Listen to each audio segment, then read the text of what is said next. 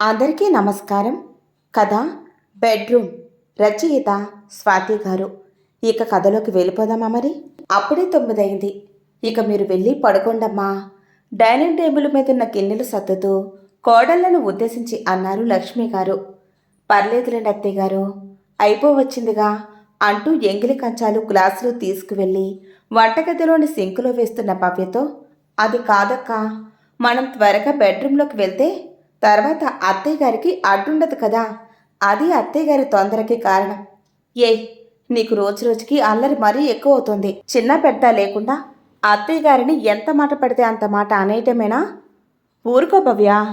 దివ్య మాత్రం ఇప్పుడేమన్నదని అలా కోపడుతున్నావు? అత్తగారంటే ఓ దయ్యాన్నో పోతాన్నో చూసినట్లు భయపడకుండా ఇలా సరదాగా కలిసిపోయి ఉండడమే నాకు ఇష్టం. చూడవమ్మా చిన్న కోడలా, ఈ వయసులో తొందర ఎవరికి ఉంటుందో నాకు ఆ మాత్రం తెలుసు, కానీ త్వరగా వెళ్ళమ్మా, అవతల మావాడు ఎదురు చూస్తున్నట్లున్నాడు అన్నారు నవ్వుతూ. పోండత్తయ్యా అంటూ దివ్య వెళ్ళి గబగబా హాల్లో అత్తగారికి మామగారికి 2 మంచాలు వేసి పరుపులు దుప్పట్లు పరిచి నీట్గా పక్కలు సర్దింది. ఈలోగా భవ్య మంచినీళ్ళ చెంబు గ్లాసు తెచ్చి మామగారి మంచం పక్కగా ఉన్న టీపై మీద పెట్టింది. భవ్య దివ్య తమ గదుల్లోకి వెళ్లటం చూసి కూడా హాల్లో కూర్చొని పక్కపడి నములుతూ తండ్రితో కబుర్లు చెబుతున్న కొడుకులను ఉద్దేశించి, ఇంకా కబుర్లేంటిరా, వెళ్ళి పడుకోండి అన్నారు ముద్దుగా కసిరినట్లు. తల్లి ఆ మాట ఎప్పుడంటుందా అని ఎదురు చూస్తున్న వాళ్ళలా లేచి, గుడ్ నైట్ అమ్మా, గుడ్ నైట్ నాన్నగారు అంటూ ఎవరో తరుముకొస్తున్నట్లుగా హడావడిగా ఎవరి గదుల్లోకి వాళ్ళు తూరి తలుపులేసుకున్నారు. పిచ్చి సన్నాసులు. కొడుకుల్ని చూసి ముచ్చటగా నవ్వుకున్నారు. ట్యూబ్లైట్ ఆఫ్ చేసి బెడ్ లైట్ వేసి తమ మంచం మీద పడుకుంటున్న భార్యను చూసి, ఏమిటోయ్ నీలో నువ్వే నవ్వుకుంటున్నావు? నవ్వుతూ అడిగారు రావుగారు. ఏం లేదండి, మన పిల్లల్ని చూస్తుంటే నవ్వొచ్చింది. కానీ మనం కావాలని అక్క చెల్లెల్ని మనింటి కోడలుగా తెచ్చుకొని మంచి పని చేశామనిపిస్తుందండి.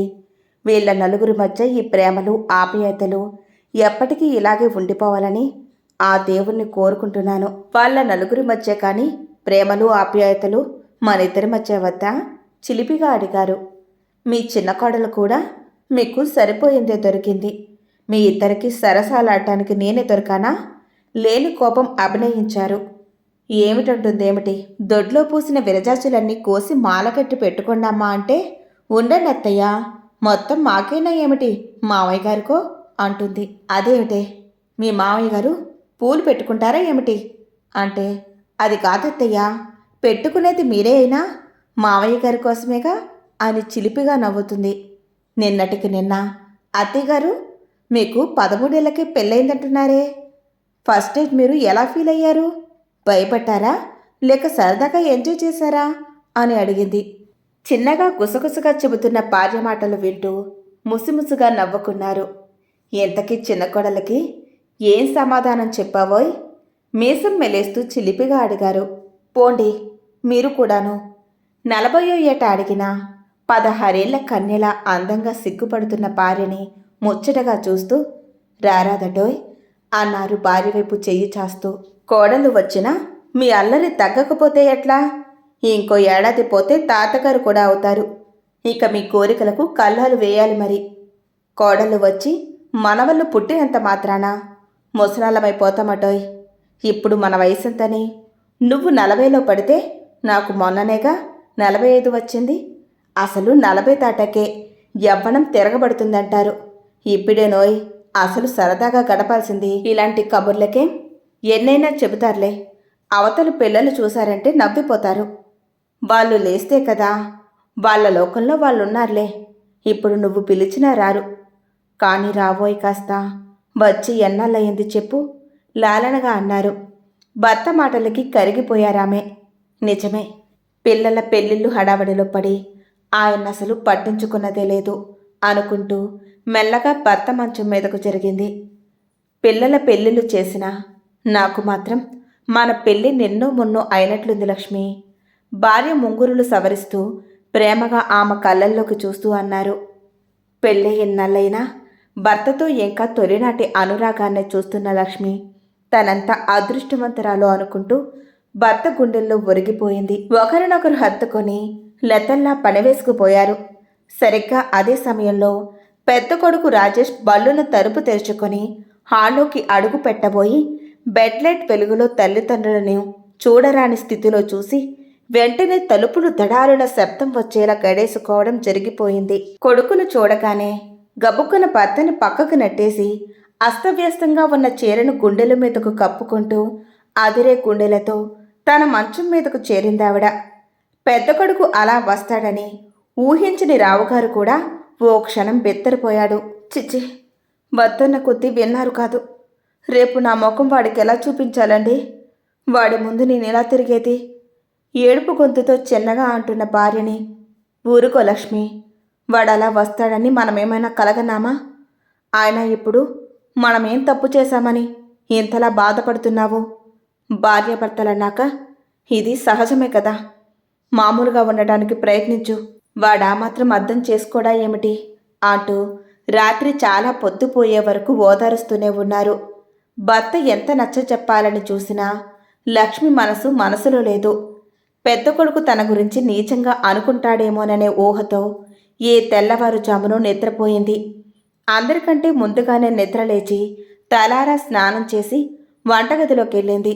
చిన్న కొడుకు సురేష్ ఎప్పటిలాగే నిద్ర లేవగానే హాల్లో పేపరు చదువుతున్న తండ్రికి గుడ్ మార్నింగ్ చెప్పి వంటగదిలోని తల్లి దగ్గరికి వచ్చి, గుడ్ మార్నింగ్ అమ్మా, టిఫిన్ ఏంటి ఈరోజు అన్నాడు. రవ్వ దోసే, పొడిగా జవాబిచ్చారు. రవ్వ దోసే, అయితే ఇప్పుడే వస్తానుండమ్మా అంటూ బాత్రూంలోకి దూరాడు. రాజేష్ ఇంకా రాడే? నిద్ర లేవలేదా ఏం? ఎప్పుడూ ఎంతసేపు పడుకోడే? లేవగానే అలవాటు ప్రకారం గుడ్ మార్నింగ్ చెప్పాల్సి వస్తుందని తమ మొహాలు చూడడం ఇష్టం లేక అలానే పడుకున్నాడా ఏం?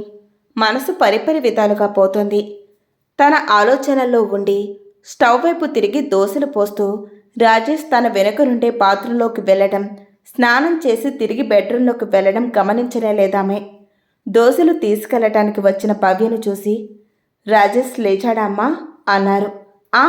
స్నానం కూడా చేశారు. ఏదో పనుందట, త్వరగా టిఫిన్ చేసి బయటకెళ్లాలంటున్నారు అంటూ అత్తగారు చేస్తున్న దోశల్ని ప్లేట్లో సర్దుకుంది.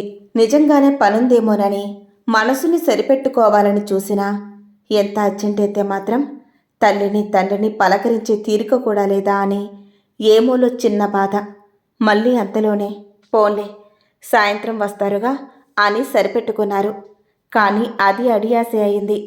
రోజు ఆఫీస్ నుంచి రాగానే వంటగదిలో చేరి వేడివేడిగా తనేమైనా చేసి పెడుతుంటే తింటూ ఆఫీస్ కబుర్లు చెప్పి నవ్విస్తుండేవాడు. కాస్త ఆ రోజు రావడంతోనే బెడ్రూంలోకి వెళ్ళి, భవ్య టిఫిన్ పట్రా అన్నాడు. ఇలా 1 రోజు 2 రోజులు కాదు, వరుసగా 4 రోజులు గడిచాయి. వాడికి నన్ను చూస్తుంటేనే అసహ్యం వేస్తుందేమోననుకుంటూ రాజేష్ ఉన్నంతసేపు కంటికి కనిపించకుండా ఏదో పనున్న దానిలా పెరట్లోనే గడపసాగారు. భర్తతో కూడా అంటీ ముట్టనట్లుగా ఉంటూ తన తొందరపాటికి తనలోనే తిట్టుకుంటూ మనసులోనే కుమ్ములుపోసాగారు. 5వ రోజు రాత్రి కొడుకులిద్దరూ తమ గదుల్లోకి వెళ్లారని నిర్ధారించుకున్నాక నెమ్మదిగా పెరట్లో నుండి వచ్చి 4 రోజుల నుండి వరండాలో పడుకుంటున్న భర్తను ఓసారి చూసి నెమ్మదిగా తలుపులు గడియ వేశారు. బెడ్ లైట్ వేసి ట్యూబ్లైట్ ఆఫ్ చేయబోతూ పెద్ద కోడలు చిన్నగానైనా కొంచెం ఆవేశంగా మాట్లాడడం వినిపించి ఆగిపోయారు. ఏమిటండి, ఏమిటసలు మీ ఉద్దేశం? మీ ప్రవర్తనతో అత్తయ్య గారిని మావయ్య గారిని ఎంత బాధ పెడుతున్నారో ఒక్కసారైనా ఆలోచించారా?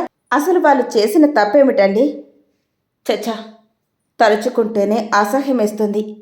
ఇంత వయసొచ్చినా ఇంకా సిగ్గు లేకుండా, అది కొడుకులు కోడళ్ళు పక్క గదుల్లో కాపురం చేస్తుంటే వాళ్ళు సిగ్గు లేకుండా కొత్త దంపతుల్లా ప్రవర్తిస్తుంటే చిచి, తరుచుకుంటుంటే నాకే సిగ్గేస్తుంది.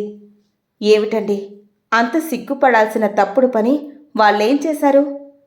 నిన్న మొన్నటి వరకు వాళ్ళ దాంపత్య జీవితానికి తీపి గుర్తైన ఈ బెడ్రూమ్ని మనకివ్వటమా వాళ్ళు చేసిన తప్పు? వాళ్ళు ప్రేమగా దగ్గరుండి కట్టించుకున్న సొంత ఇంట్లోనే కొడుకుల సుఖం కోరి పరాయి వాళ్ళలా బయటపడుకుంటున్నారే, అదేనా వాళ్ళు చేసిన తప్పు? సిగ్గు లేకుండా కొత్త దంపతుల్లా ప్రవర్తిస్తున్నారంటున్నారే, దేనికి సిగ్గుపడాలండి వాళ్ళు? అగ్నిసాక్షిగా పెళ్లి చేసుకుని 25 ఏళ్ల నుండి కాపురం చేస్తున్న భార్యాభర్తలే కానీ పరాయి వాళ్ళు కాదుగా. అది కాదు భవ్య, ఇంత వయసు వచ్చినా ఇప్పుడు కూడా కోపంగా అంటూ భవ్య మాటలకు అడ్డు రాబోయాడు. చాలే ఊరుకోండి. ఎంత చెప్పినా మళ్ళీ అదే మాట. ఎంత వయసని? నిండా 50 ఏళ్ళు లేని మీ అమ్మ నాన్న మీ కళ్ళకి ముసలల్లలా కనిపిస్తున్నారండి. నిన్న మొన్నటి వరకు వాళ్ళిద్దరూ ఒకే బెడ్రూమ్లో పడుకుంటున్నా ఏమీ అనిపించని మీకు ఈరోజు మీకు పెళ్లి కాగానే ఇంత సడన్గా వాళ్ళ వయసు గుర్తొచ్చిందా అండి? అయినా మనిషికి ఇంత వయసు వచ్చాక దాంపత్య సుఖం అనుభవించకూడదని ఎక్కడా ఏ గ్రంథాల్లోనూ రాసిపెట్టి లేదండి. ఇంత చిన్న విషయానికి మీరెందుకింత రాద్ధాంతం చేస్తున్నారో అర్థం కావడం లేదండి. మీ ప్రవర్తనకి అత్తయ్య గారెంతగా కుమిలిపోతున్నారో మీకేం తెలుసు? మామయ్య గారైతే తన మంచం బయటేసుకుని పడుకుంటున్నారు. వాళ్ళ బెడ్రూమ్లో పడుకుంటూ అన్ని సుఖాలు అనుభవిస్తూ వాళ్ళని మాత్రం ఒకరికొకరు కాకుండా బయట పడుకునేలా చేశారు. పైగా వాళ్ళంటే అసహ్యం. బావుందండి మీ వరస అంటూ ఓసారి భర్త వైపు చూసింది.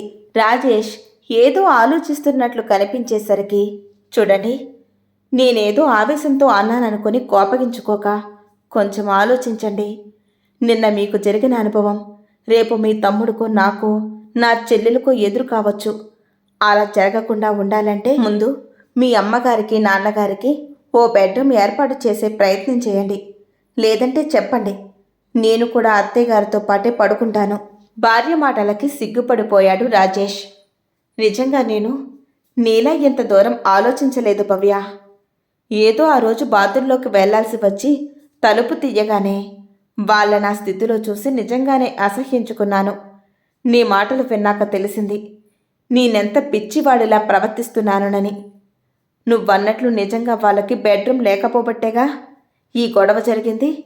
రేపు ఆఫీస్కి సెలవు పెట్టైనా సరే అర్జెంటుగా చెక్కలతో హాల్లో పార్టీషన్ ఏర్పాటు చేయిస్తా. తర్వాత నిదానంగా అటాచ్డ్ బాత్రూమ్తో సహా బెడ్రూమ్ కట్టే ప్లాన్ చేయాలి. బెడ్రూమ్ ప్లాను తర్వాత వెద్దురుగాని ముందు వెళ్ళి మామయ్య గారిని లోపల పడుకోమని చెప్పిరండి అంటున్న భవ్య మాటలు విని గబగబా వెళ్ళి తన మంచం మీద పడుకొని నిద్ర నటించిందావిడ. బెడ్రూమ్ సంగతి దేవుడెరుగు. ముందు మా వాడి కళ్ళు తెరిపించావు. చిన్నదానివైనా నీకు చేతులెత్తి దండం పెట్టాలమ్మా భవ్య అనుకుంటుంటే అప్రయత్నంగా కళ్ళ వెంట 2 కన్నీటి బొట్లు రాలాయి. ఇంతలో హఠాత్తుగా చిన్న కోడలైన దివ్య చిలిపి మాటలు గుర్తొచ్చాయి. అత్తయ్యగారు, మామయ్య గారు బయట పడుకుంటున్నారెందుకు? హాలిడేసా లేక అలకపాన్పా అని 3 రోజుల నుండి కొంటిగా అడుగుతున్న దివ్య గుర్తురాగానే, ఉండు, రేపు కాని నీ పని చెప్తానే చిన్న కోడలా అనుకుని హాయిగా తనలో తాను నవ్వుకున్నారామె. ఇంతటితో ఈ కథ సమాప్తం. మీకు ఈ వీడియో నచ్చితే లైక్ చేయండి, షేర్ చేయండి, కామెంట్ పెట్టండి. మా ఛానల్ని తప్పకుండా సబ్స్క్రైబ్ చేసుకోండి. Hi everyone. మీలో ఎవరైనా ఇంట్లోనే ఉండి బిజినెస్ చేయాలి అనే ఇంట్రెస్ట్ ఉంటే అపర్ణాస్ క్లోజర్స్ అనే వాట్సాప్ గ్రూప్ని ఫాలో అవ్వండి. టాప్స్ కేవలం 150 రూపాయల నుంచే స్టార్ట్ అవుతుంది. శారీస్ కూడా కేవలం 150 రూపాయల నుంచే స్టార్ట్ అవుతుంది. అంతేకాదండోయ్, మంచి మంచి పట్టు చీరలు కూడా హోల్సేల్ రేట్లకే మీకు అందిస్తున్నాము. డిస్క్రిప్షన్లో లింక్ ఇస్తున్నాను, తప్పకుండా ఫాలో అవ్వండి.